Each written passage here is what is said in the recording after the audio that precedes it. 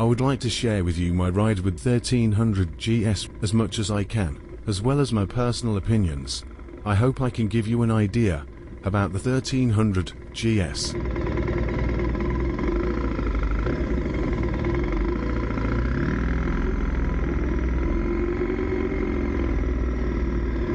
The BMW 1300 GS represents the biggest change in the more than 40-year history of BMW Motorrad's beloved GS heritage. This year it's the celebration of BMW Motorrad, which is why the 1300 GS was launched this year. This model replaces the R1250 GS, the completely new 1300 GS. A motorcycle with every component redesigned, rather than a makeup, a more powerful, more torquey, lighter and more sophisticated machine, and perhaps most controversially, it has a dramatically different appearance, from its nose to its tail. I will not talk about the measurements and technical features in detail here. Since you watched this video, you must have seen these features somewhere before. But let's reflect the technical features on the screen here, and you can stop and look at them in detail if you want. The engine of the R1300 GS is an air, liquid-cooled, 2-cylinder, 4-stroke, boxer-type unit. Its power increased to 145 horsepower and torque to 149 Newton meters. In addition, thanks to the variable valve timing system shift cam, it offers good performance at both low and high revs. In addition to the engine, a completely new chassis was also developed. Thanks to its suspension systems, called Evo Paralever and Evo Telelever, it provides superior driving stability in both road and off-road conditions. Additionally, with electronic suspension adjustment ESA, drivers can adjust the suspension stiffness according to their preferences. The technological features of the R1300 GS are also dazzling. The LED matrix headlight offers drivers a better view and a modern lighting function. With Pro driving modes and Shift Assistant Pro, every ride becomes a dynamic and customizable experience. The R1300 GS is also equipped with comfort features such as smartphone connection, TFT screen, navigation system, heated grips and seats. However, since it has a single screen structure, CarPlay and Android Auto are not currently available. Who knows, maybe an update may come. Only CarPlay's forward-looking full-screen operation feature is released at the end of this year. The design of the R1300 GS has also been radically renewed. The new design language, called GS Flyline, offers sharp lines and an athletic appearance.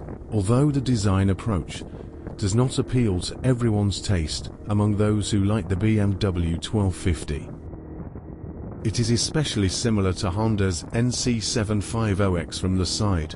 Personally, I think they are trying to bring it to a modern structure like the Ducati Multistrada. The headlight design, front fender, fuel tank, exhaust system and rear part have been completely changed. In addition, the signals integrated into the handguards are a striking detail. But considering BMW's spare parts and labor issues, it is useful to consider the cost of these hand grip signals in case of dropping them. On the other hand, with the Endura package, you can add signals other than the pulley. The color options of the R1300 GS are also quite rich. In addition to the basic version, there are also special versions, such as Triple Black, Trophy and Option 719 Tramontana. I tested the Option 719 Tramontana model, and the green tone and yellow orange accent coloring look really nice. In general, in my opinion, the 1300 GS is very compact, more usable than its old gigantic scary appearance, but at the same time it has become more powerful. And in this respect, it has become one of the engines that I can add to my purchase list. Frankly, the 1250 GS is a subjective pleasure. In my opinion, its old appearance and overly muscular condition can hold me a little from that engine. Now let's talk about the different feelings that caught my attention and were specific to this ride. When I first started 1300 GS, its sound was slightly different from the 1250 GS.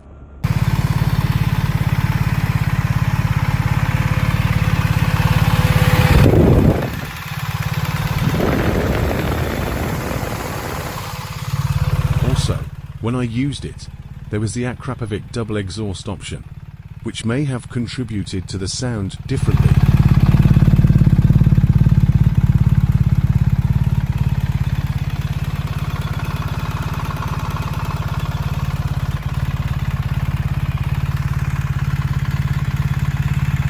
However, from a subjective point of view, as someone who has used a V-twin and triple, I find there is a bit too much vibration and a tractor-like sound at idle, but of course there may be people who like it.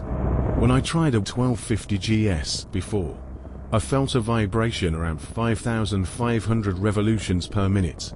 Interestingly, not in the handlebars, but in the saddle I was sitting on. When I shared this with BMW, the seller approached me as if he had heard about this issue for the first time. Personally, I thought it was probably a special situation for that engine. However, during my ride with the 1300 GS, at the same speeds, around 5,500 to 6,000, there was vibration in the butt area of the saddle as long as you stayed at that speed. I think it wouldn't be wrong to call this a vibration specific to the Boxer engine. As you know, when you want to buy BMW engines, you come across many options, and you add packages that will pay a much higher amount than the base price. In this respect, I was thinking about the electronically adjusted windshield. Yes, it is nice, but would it make much difference in terms of usage? Honestly, if I were to buy it, I think this would be one of the first features I would add. By the way, let me remind you that the windshield in the base version 1300 GS is quite short, so there is a difference not only in electronics, but also in size. As you can see the wind flow at the lowest and highest levels from the vibration of the raincoat I am wearing. When I tested it with the visor open, I can say that it blocks the wind up to forehead level for someone who is 185 centimeters tall. I personally had some trouble with the quick shifter and gear shifting during this ride, but this may be specific to me and the engine I am using. In general, they directly give information about the quick shifter, which BMW says is more fluid than the quick shifter previously used in the 1250 GS. Since I personally do not own a 1250 GS and have not used it for a long time, I cannot compare it. However, I think it is not at the fluidity level of the quick shifters used in Triumph's triple engines. Another problem I have is the situation of falling into neutral when shifting from second gear to first, or from first to second while moving. Yes, although I am not a professional motorcycle driver, as someone who has traveled a considerable amount of distance and used various engines, I cannot see it as a novice usage. I haven't heard this type mentioned in any review. However, since I am not someone who owns a BMW 1250 GS and is not inclined to like it, I may be one of the first to mention it. However, there may be a problem specific to the one I use. To be clear, the situation is this. I think my gear shifts remain smooth for the 1300 GS.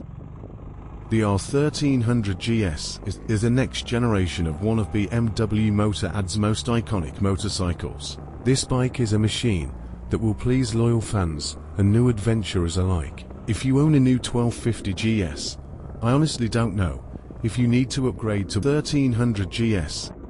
It will depend on why you have the 1250 GS or what you like. If you have an old one, 1250 GS, or even a 1200, and want to renew it and feel new, I think the 1300 GS is the model to go for. However, if you want the road to look very big and everyone to notice you, I suggest you wait for BMW's Adventure model, which will be released next year.